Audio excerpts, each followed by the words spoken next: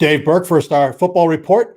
Super excited to get this interview with a young man. I call him one of my guys. I've known him for a long time. I'm talking about Heath Harding, formerly high school career, was at Dayton Christian High School, and played his college career at Miami, Ohio. And super excited. So stay tuned for that here shortly.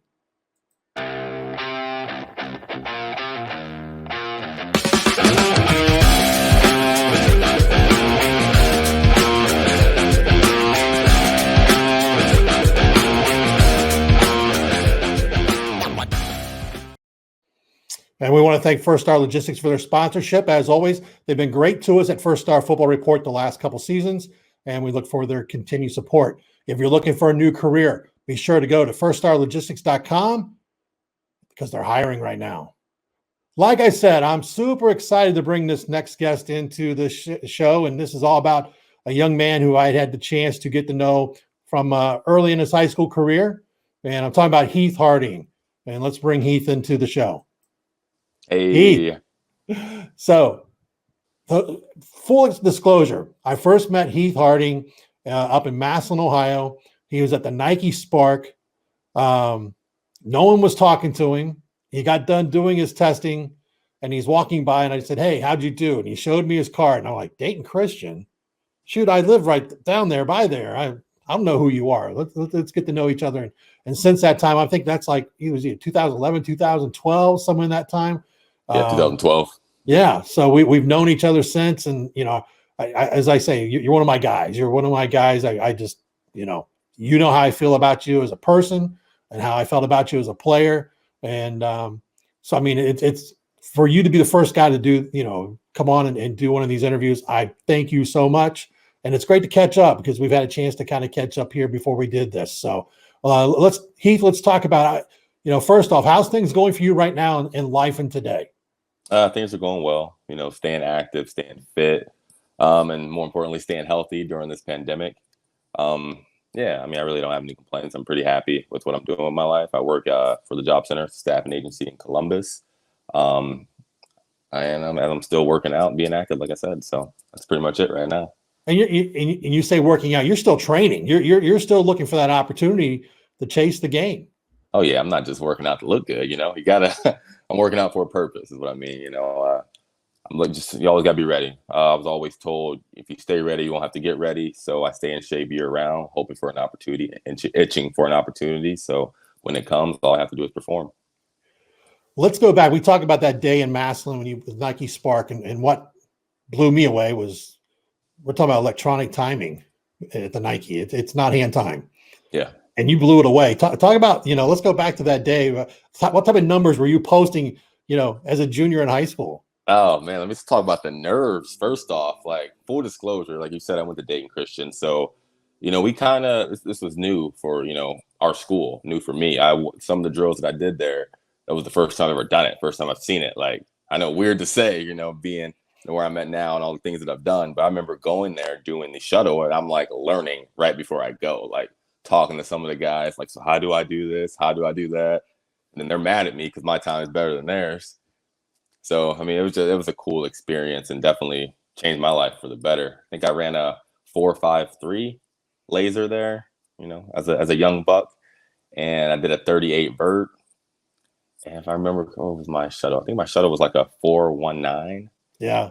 Yeah. I'm trying. I think somewhere I have a picture still because I took a snapshot of you. I probably still have that somewhere on a hard drive that I'd haven't come through, looking for in the last several years. But in the archives, But I mean, I've had the chance to watch you, and I kind of wanted to surprise you with this because we're going to show some stuff now, and I'll let you comment on this because I went back and you were one of those guys, early the huddle guys. I tell people all the time when I started doing recruiting at Scout.com, guys would send me their video on VHS tape. And technology, you were one of those early guys that got the benefits of huddle. And so let's play some Heath Harding huddle highlights from your senior year of high school. Let's do it. Look at the unis. Look at the speed. I want to say I had 4 or 5 touchdowns this game. Oh, Preble Shawnee, remember this first game of the year? pulled hamstring. Oh, this was the game I was I had 6 touches for 6 touchdowns. I was like one of the national players of the week. Is this Ponitz or Jefferson? I think Ponitz.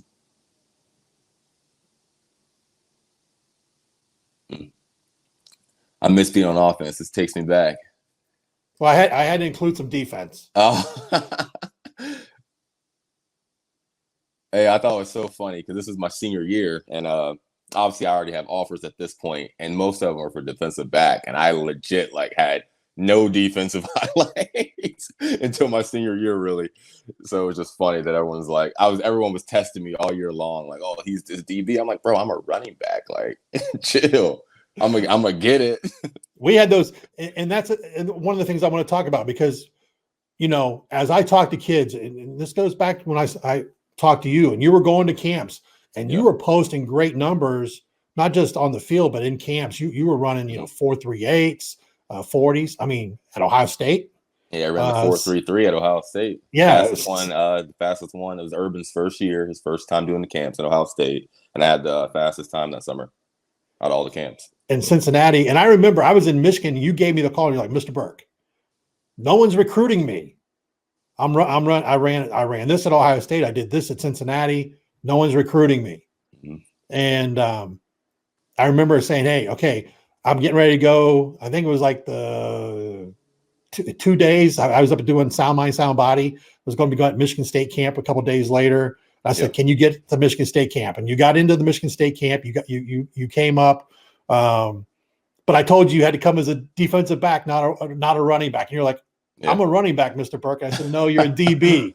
You're going to get recruited. You're going to get more opportunities as a DB. And that's a conversation. What was going through your mind when you have this guy telling you that even though you're putting all these huge numbers, and I want to talk about it because in your high school career, you rushed for 5,124 yards. Mm-hmm. That senior year, you had 2,200 yards. You scored 102 touchdowns in your career. You put up huge numbers. You dominated. Yeah. And here's a guy telling you that, hey, you got to be a DB. I mean, you kind of just like anything in life, it's a gamble, Like I didn't want to hear it. Obviously, having the success I did in high school, didn't want to hear it. But, that's a credit to you as well. You haven't stirred me wrong at that point. You know what I'm saying? So it was like, we were good. You're like, if you're telling me this, it didn't hurt. I obviously didn't have any offers at that point. So what did I have to lose? Only had something to gain. So I went out there and, with all the nerves that I had, because obviously I'm like, this is an audition for a job and I've never done this. So I was definitely nervous, but it panned out. Yeah, because I think you went from that camp and within a week you had like 5 offers from. Yeah, literally like leaving. Well, my first drill at DB, Coach Peterson from Miami came up and he's like, yeah, we want to offer you. And then it was just rapid fire after that. Toledo, Buffalo, Bowling Green, OU. Like it was awesome. Let's go back and talk about that recruiting process for you because, as we've already kind of touched on the adversity coming out of Dayton Christian. You had an opportunity you could have left Dayton Christian and gone to other bigger programs. Yeah. And would have done extremely well as well. But you chose to stay there because that's kind of where you grew up. Yeah. So with that, like my Coach Douglas, he's a Trotwood legend, football legend, especially in the city of Dayton. He's actually a family member of mine. He's our cousin.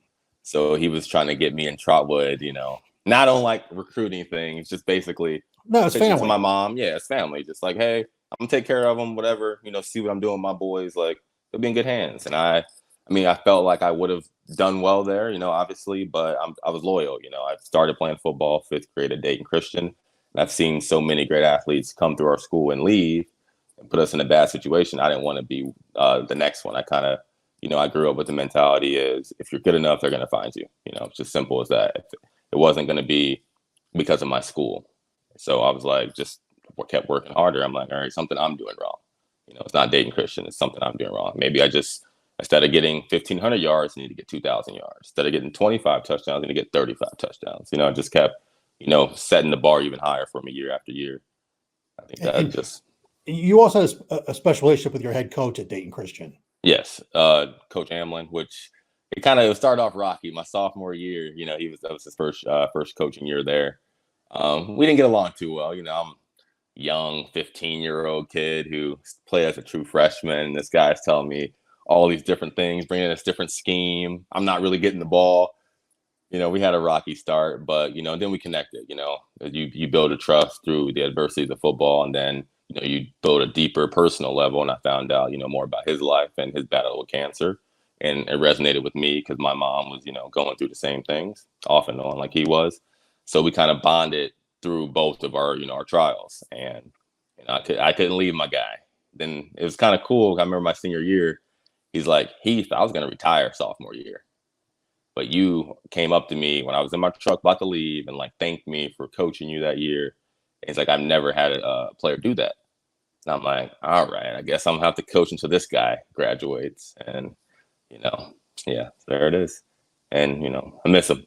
He passed away a couple years back. So yeah, he was a fighter for you. Yeah. That I can say.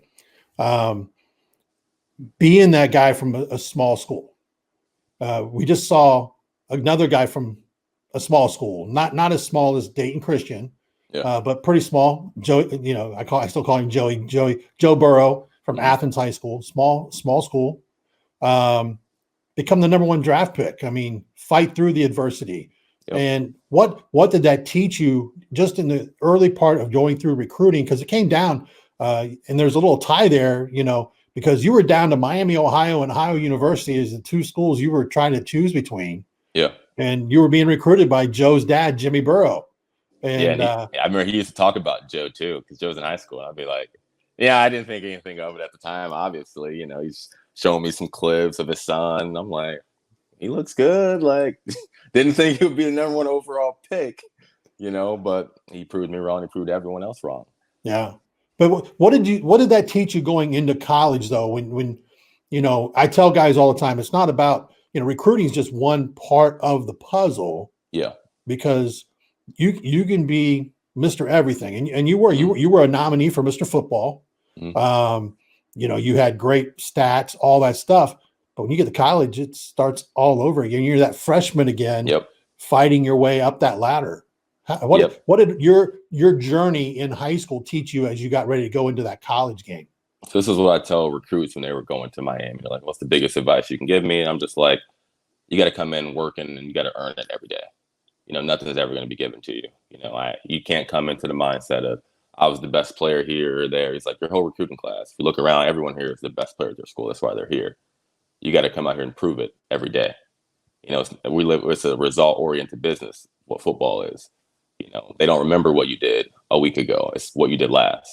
I just got to always remember that.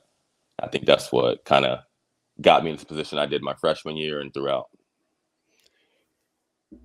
As we talked about when we started this, about everything going on in the world right now with the COVID-19 and stuff like that, kids that are in high school going through that process of recruiting like you were several years ago, they're facing challenges that you never even dreamed about facing. No spring evaluation, no summer camps from the way it looks right now. What advice would you give those guys that are, because you still have the dream to play the game, you're still training to possibly play the game as a professional. What would you tell those guys?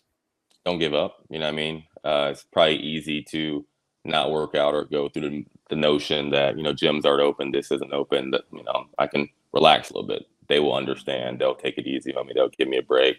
And like I said, that's easy to do, but don't do it. Try to fight that because, there's someone's working. Someone's out there working, and someone's always going to be out there trying to outwork you. So you always got to stay in the lab and stay improving on your skills, so you can not get passed up by the next guy.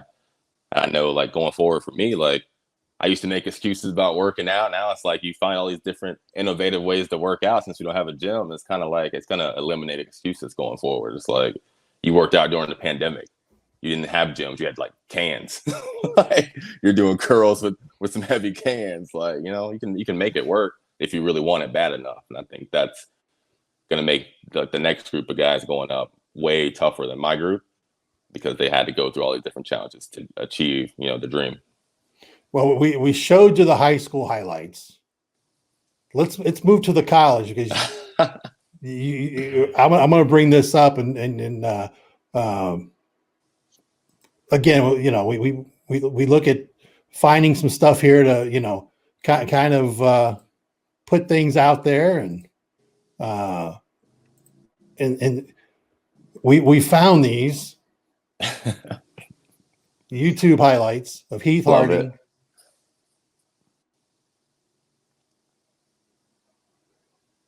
For all the people watching who didn't think I was decent, let the film do the talking always. Yeah, that's against Notre Dame. Let's not talk about that game. That was just their run game. We could not tackle Notre Dame. But you had a extremely solid college career. You were an all-MAC honors multiple years. You had I know you were nominated for different postseason awards and stuff like that, and preseason watch list and all that stuff. That's the Buffalo clip. That's the Buffalo clip your freshman year. Yeah. And as we talked before we went into this, some guy who's doing some stuff in the NFL nowadays was on that Buffalo team. I think his last name was Mack or something like that. Yeah. And it's one of those things where what do you remember? Stuff's so cool for me looking at. It just goes back to like you telling me and like encouraging me to play corner. Like I would have never in a million years thought I'd have like a career playing defensive back. And then to start as a true freshman, that last clip was against Cincy that you just showed. That was my first start at corner. Nervous, I'm still raw at the position. I'm 4 months in learning how to play DB, honestly, if that. And had 10 tackles my first game, fumble recovery, and my first interception, all in my first start. And in a rival game. In a rival game, I think that just goes back to, not only having people believe in you, but believing in yourself. You know what I mean? And that's kind of like another big thing I tell guys going forward. Like, there's gonna always be people like the naysayers. Just got to believe in yourself. Because I did, and look, that happened, and that's all God, man. Like, 'cause I was out there like head on a swivel, like super nervous. My first play, I was run block, and I got dropped on my butt. I'm like, oh my gosh, welcome to college. And it was cool. Now, at the same time, as great of a career you had and you enjoyed, you had adversity in college as well, and then that's just part of the game. And I tell people all the time, we just had the NFL draft recently. I tell guys a lot of times, getting drafted is not just, what you did in college. It's how you, just like in recruiting, how you project, what can you do for them as a team paying you. Yep. But there's so many other things that have to come into play. You got to show what you can do on the field, but you got to stay healthy.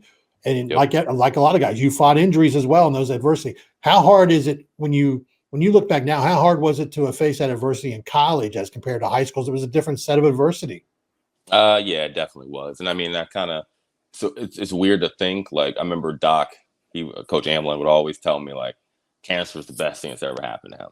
I'd be looking at him like, dude, you're crazy. Like, how is this like deadly disease the best thing that's ever happened to you? And I think he just meant like post cancer, like having it, and the strength that he built through it is the best thing, because he wouldn't have had that vision, that mindset, if he didn't have that. And I kind of saw that, in 2015 when I had that stress fracture in my back.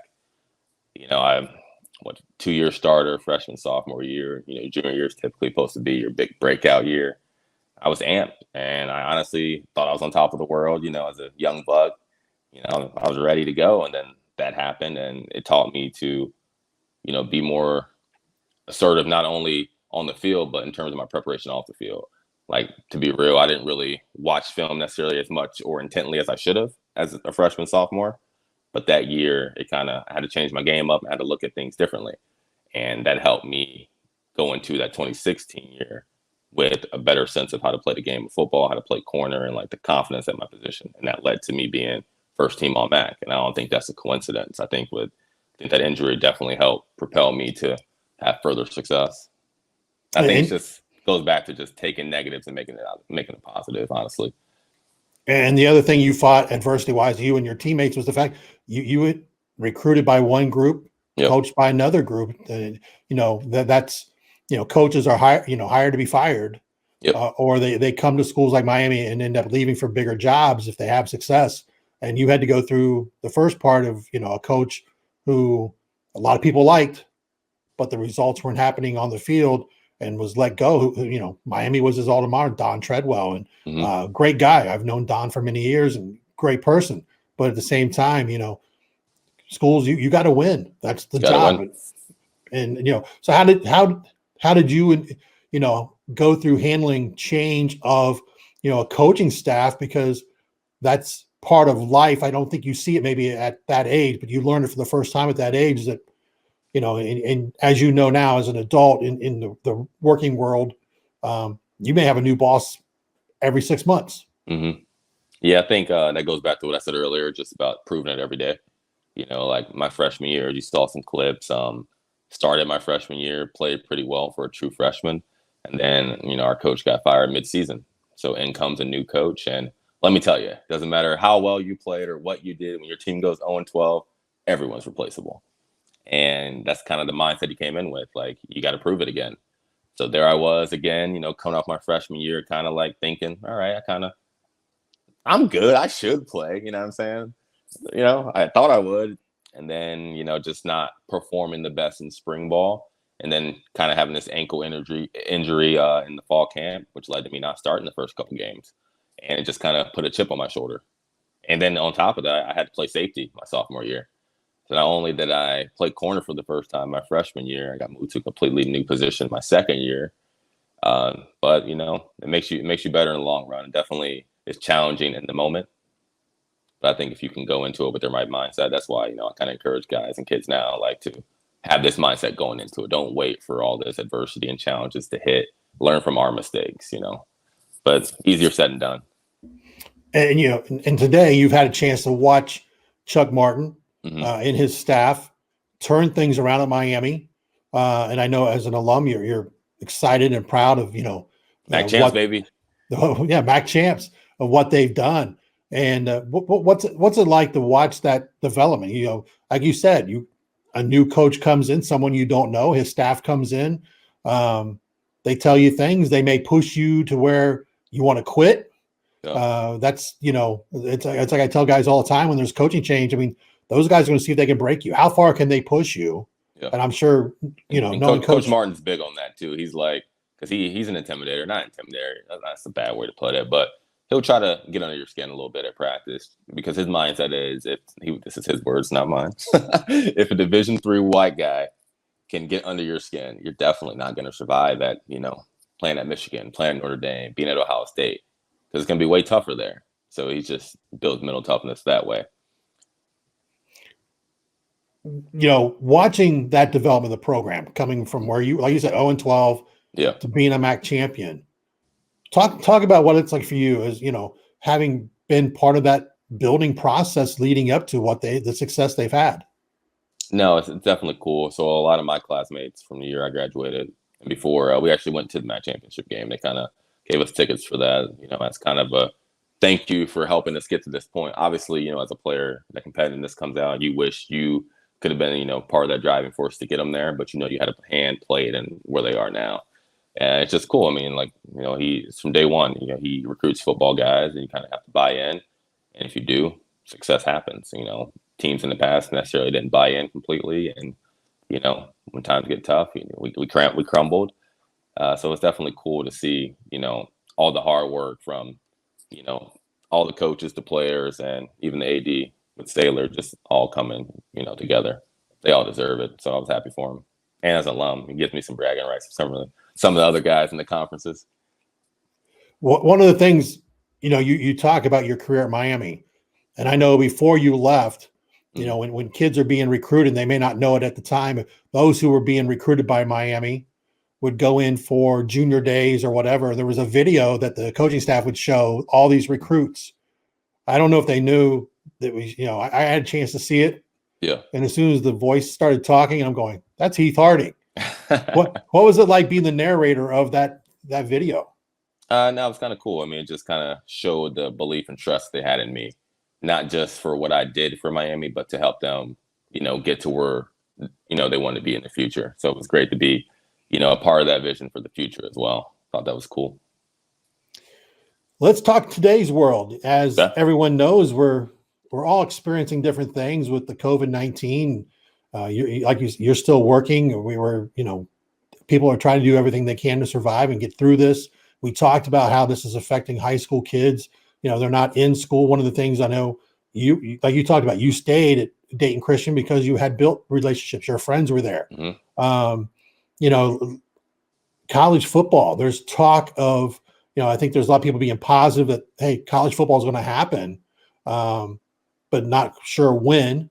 Yep. But then we keep seeing different stories of maybe it won't be. Maybe it'll be something that happens in the spring, or it's going to get pushed back to later in the fall. What's your thoughts right now going into all this?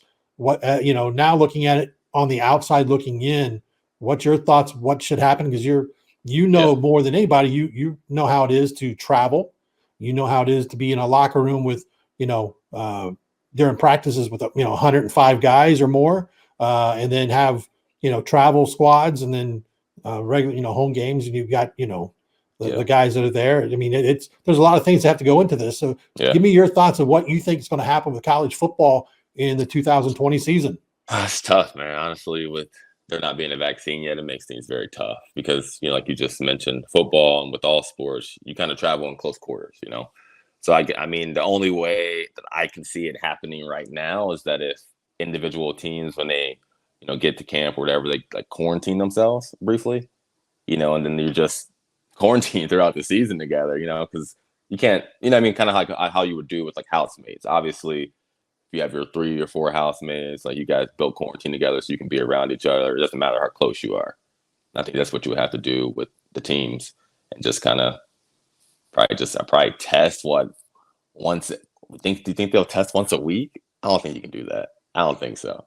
But I think you might have to. It's crazy times. Like, I definitely feel for, a lot of players and even the spring sports, like those seniors, like that stinks. Like I couldn't even imagine having my senior year. Like I was hurt my senior year, so it was like kind of away, but to have not be able like to do it at all, like that's tough. Like, I don't know. These are definitely tough, difficult, and challenging times. And I just, hope everyone is trying to like be positive and stay as upbeat as possible. You played the MidAmerican Conference, and and being honest, I mean, conference games that are on campus in the MidAmerican, it's not like being at Michigan or Notre Dame or whatever. It's not 100,000 people in the stands. You have 10, 12, 13, 15, 17,000 people. Every once in a while, if like Miami and UC are playing in a rivalry game, you have a bigger crowd. But you had the chance to go to places like Notre Dame and playing and other Big Ten conferences and places like that. The thought of having to go play one of those schools with nobody in the stands, can't fathom that. Can't fathom it. I remember my sophomore year, probably one of my favorite memories, going out there on kickoff at Michigan. 110,000 people. I can, they do the whistle, to start the game, whatever. I couldn't even hear the whistle. That's how loud it was. Just having stories and memories like that, I think, it's gonna stink for the kids going forward. Just they're being robbed of those experiences, and I don't know. It's just tough. Like the Bamas and stuff, like you said, like they're just used to having sold out packed stadiums. So it's definitely going to change their world. Can't talk right now, more so than it would the Mid-American conferences, because, our attendance isn't, as packed and high up as theirs, but still it's just hard to believe, because you look like on a big third down, like even if Miami had like 100 fans in there, it's like that gets you pumped up because these people are keeping you accountable. So it's just, you got to be more self-discipline. It's going to go into effect. Like I know a buddy plays pro hockey, and he said, yeah, it's going to stink because you don't have, home ice advantage anymore. And he's like, Heath, like that's a big advantage. Just to have people pounding on the glass and stuff, just having that around you, you build energy off those people.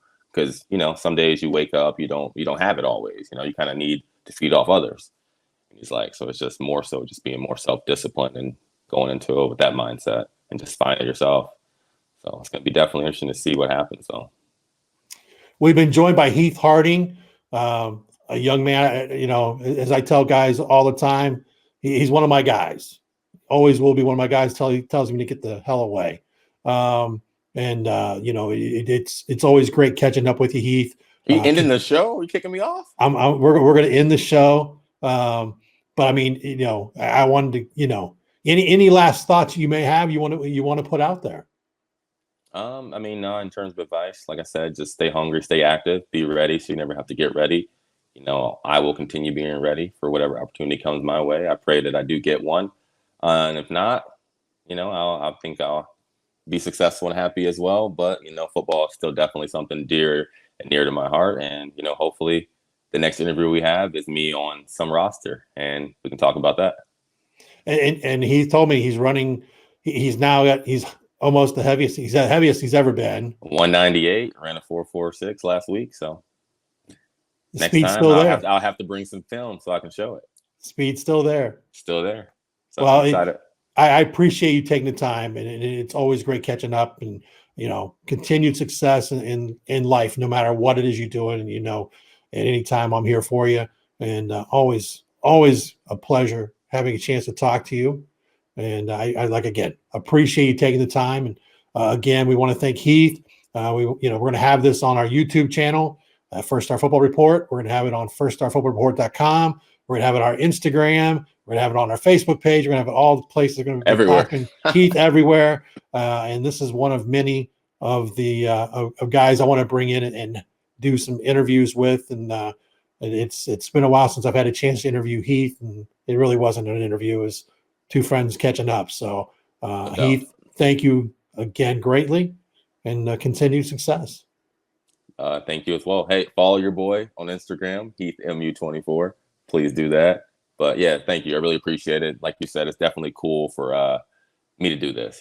Many years later, being able to do this again, it's an unreal experience because you kind of set things in motion for me and how my life trajectory was. So appreciate it. Very grateful. Heath Harding. Yes, sir. See you guys. Thank you.